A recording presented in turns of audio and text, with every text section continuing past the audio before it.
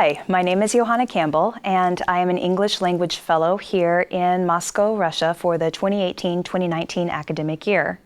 My assignment has me working with NUST MISiS University, and at this university I teach English and public speaking. And my interest in both of those topics is how this video series has come to be. My time in Russia has been really illuminating in many ways. I have been an English language teacher for many, many years. I'm not telling you how many, just please know that I have been doing this long enough to watch myself go gray. And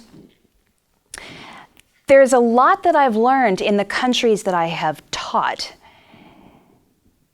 One of the things that I have learned about Russia is that there are some differences in what a Russian considers to be a good public speaker from what a native English speaker would consider good public speaking. Not surprisingly, there is a different cultural base there, and there are different interests at play. But more so, I'm interested in how we are the same.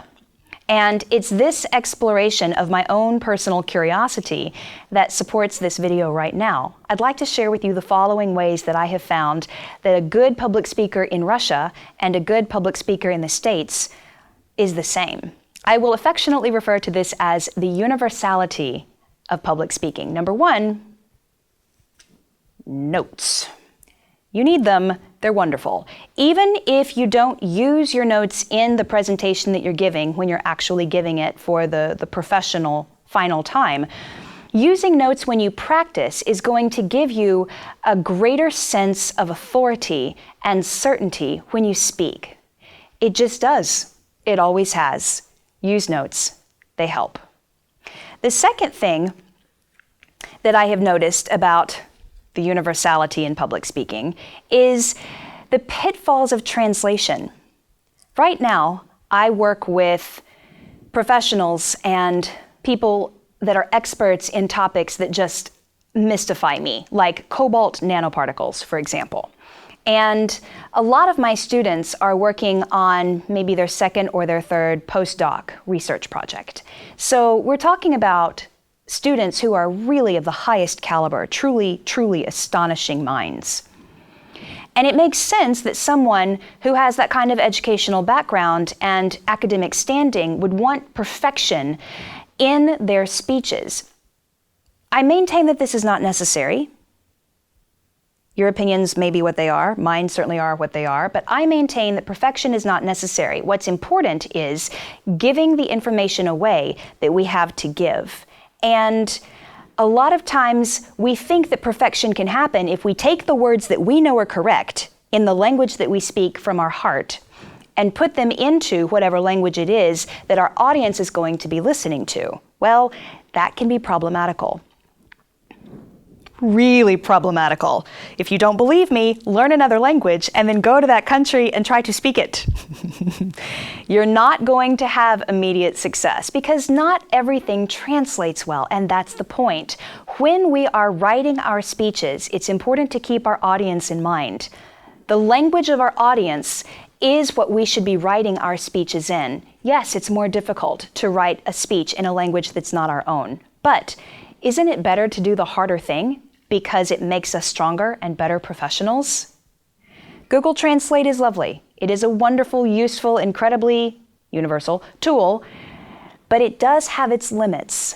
It's better for us to write what we have to say in the language that the audience is expecting to hear it in. The third universal is the vocabulary that we need to use as public speakers. There is a difference in vocabulary between spoken language and written language. If you don't believe me, look at your commercials.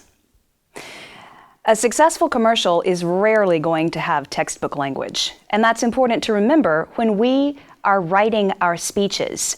Our audience is human. They need the information that we're giving them in accessible ways, and that really requires simple language. It doesn't need to be unnecessarily labyrinthine. That's not a word that you would necessarily use in a speech. It's not something that's necessary. Keeping our language simple is important. Vocabulary is a universal in this. The fourth is the speed of our speech. Again, it's so critical to pay attention to our audience and to focus on meeting their needs, because that is the only reason that we are speaking in the first place. So, when I am speaking to them, I don't want my speech to sound so slow as to be offensive. But I also don't need it to be so fast that it's not something that they can catch in the first place, because I sound like this. My speech needs to be something that's in the middle. It needs to be natural sounding language that's easy to understand and easy to pick up all the way from the back of the room, or, in most cases, all the way back in the auditorium. These are the universals. These practices make a speaker look good in Russia, they make a speaker look good in America, and they make a speaker look good just about anywhere else in between. What do you think? What else makes a speaker look good? Please give us your thoughts. Let us know what you think in the comments below. Until next time, see you then.